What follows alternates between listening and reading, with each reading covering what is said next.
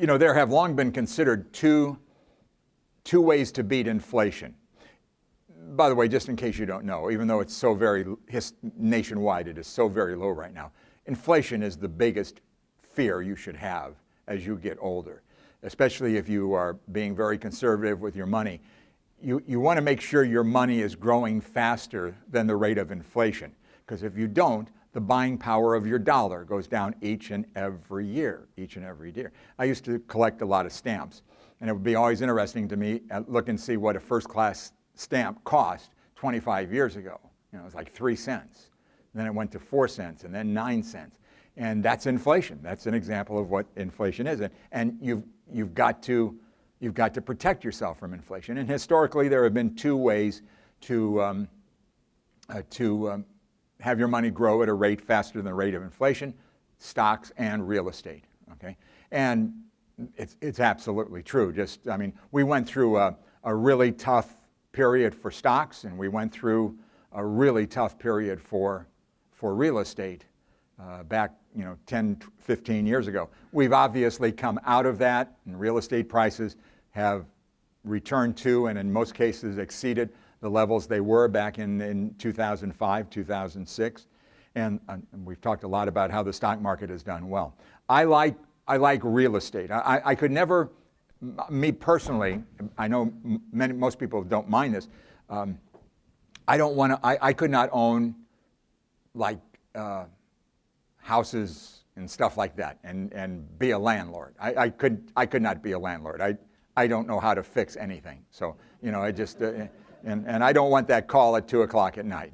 I don't want that. So my wife could do it, but I couldn't do it. So I just couldn't do it. So there are other ways to invest in real estate, and there's something called real estate investment trust. You sometimes hear them referred to as REITs, real estate investment trust.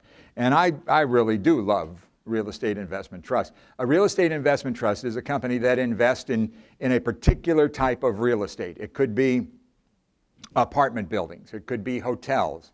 It could be commercial properties. It could be, any type of property you can pretty much think of. There are even publicly traded prison REITs. Okay, most prisons now are not owned by the government. They are privately owned, and then they lease that to the county or state or whatever it's involved. And I don't know, just what I've read in the news lately, there aren't a lot of empty beds at prisons. Okay, they're running at high occupancy rates right now. Okay? And so they do. The thing about a REIT is that it has the potential for some appreciation, and it pays a very nice dividend, probably in the 5 to 6% range that you can reinvest as well. And it took me a long time to really like REITs, but now I do. There's about 150 publicly traded REITs out there. You can go to a website, nreit.com. That's the National Association of Real Estate Investment Trusts, and get a lot of information about these companies and the types of things they do. And almost every family of mutual funds has a mutual fund REIT, which owns a lot of different REITs. So you're not trying to pick one or a particular category or another category that you'd want to invest in. You kind of get a broad spectrum of all the different types of real estate that's covered by these real estate investment trusts. I personally invest in REITs and think that they've been very good investments.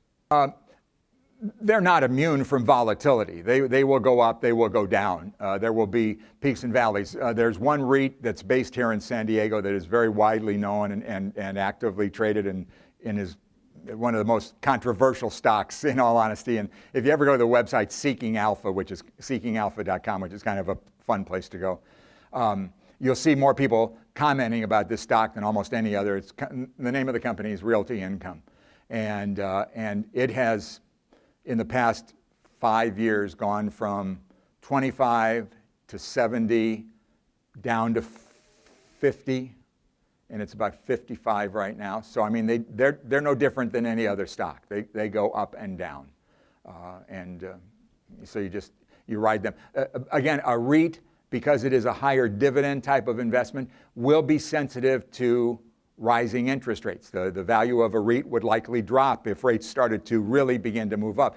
And actually, a lot of REITs 2 or 3 years ago, when there was a lot of talk about the Fed getting real aggressive and raising rates, which they never did, just in anticipation of that, a lot of REITs and utility stocks, those that are, again, big dividend payers, went down. Most of them have worked their way back up very quickly, very quickly.